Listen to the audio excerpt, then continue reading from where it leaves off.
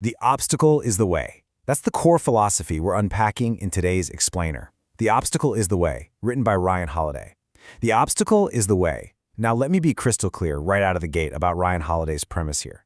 Most of us, we don't actually want resilience. What we really want is a clean excuse.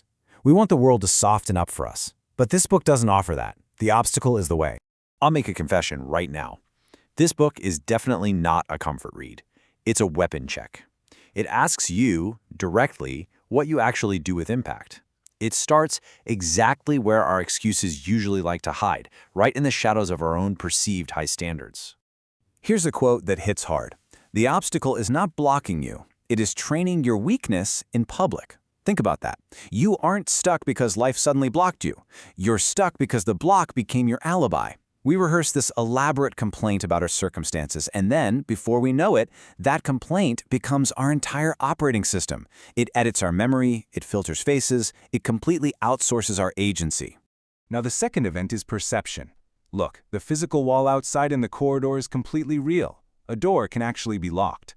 But the first event is just the hit itself. The second event, that's perception. A physical wall can block a road, sure, but a judgment can block a whole life.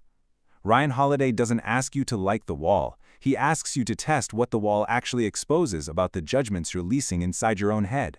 We operate on this incredibly false belief. We tell ourselves, I just need clearer conditions and then I can make the right move. I honestly wish this weren't true, but look at where it logically leads. Clearer conditions require delay. Delay requires an explanation, both to yourself and to others. That explanation requires evidence, and gathering that evidence requires you to hyper-focus on the pain. And now, the pain justifies the waiting. The belief has completely eaten itself. So you have to ask yourself, is your judgment actually serving the truth, or is it just guarding your refusal? We build this entire identity around being way too perceptive to even begin. We look at the flaw in the room, and we somehow mistake that sharp perception for actual movement. But let's be honest, it isn't high standards. It's just giving yourself permission to stop moving. Here is the dilemma. On one side, do you spend your vital force proving the unfairness of the obstacle, or on the flip side, do you waste your force pretending not to feel it?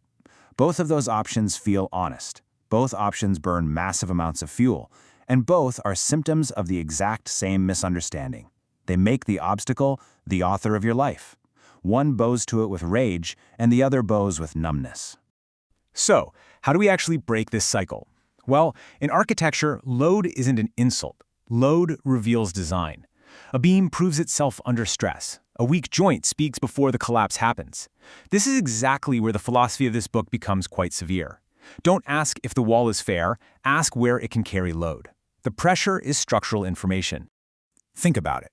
A bridge isn't beautiful because it's broken. It's beautiful because it still manages to carry weight under immense pressure. Your obstacle is a disclosure event. The hit exists, absolutely. But the waste is entirely optional. When a dark body blocks a star, the hidden fire appears around it, right in the negative space. A planet doesn't sit around debating gravity. It reveals its orbit through it. That incredibly intelligent excuse you've been holding on to, it's still just a cage. Pressure simply reveals the structure that is already there. This brings us to the discipline of perception. It means naming what is here, stripping away what is added, and moving where choice still remains. The expert voice of our trapped self loves to say that acceptance equals surrender. But acceptance in this book is not surrender. It is actively hostile to fantasy. It's the actual starting point of strategic aim. The hidden cost of all our judgment is insulation. We use our intellect to build a courthouse inside our ribs where we win every single case, keeping ourselves safely above the arena. But that kind of shelter comes with a heavy cost. Sure, it narrows the weather, but it also narrows the sky. You stop losing loudly, and then you just stop testing quietly. Soon enough, the safest room becomes a cell. Here's another dilemma. Do you wait for calm before taking action, or do you act while the body is still shaking? Both of these hide the exact same error. They elevate calm to the throne. Calm is not the king. It rarely ever precedes the move. Contact is king. A structure is not built by simply agreeing with blueprints. It's built by contact with weight. This philosophy asks for motion under weather. You literally have to lift the first stone. You have to make the repair, open the file, name the debt. Not as some grand drama, but as the architecture of self. The critic is not your conscience. Look, there's a very tired person behind that inner critic. That person isn't weak, they just learned to stay safe by seeing the danger first. Judgment once protected them, but now that shield has become a tax. The defense mechanism simply became an identity. Because unused pain compounds. Used pain clarifies. The title returns like a verdict. The obstacle is the way. Not because the obstacle is kind, but because it is already here. The wall might remain, but your agency returns.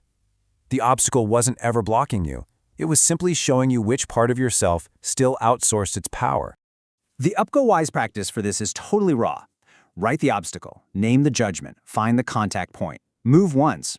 Take the one obstacle you keep endlessly narrating to yourself and translate it into a single physical act before the story returns. Do it without the theater. Deep dive the philosophy. Don't borrow the pose of a stoic life as an escape. Use it as actual training. Make contact with the one thing you resent the most right now. Translate it. The block becomes the blade. This is the decision. Make it now. If not now, not ever. Use it or kneel to it.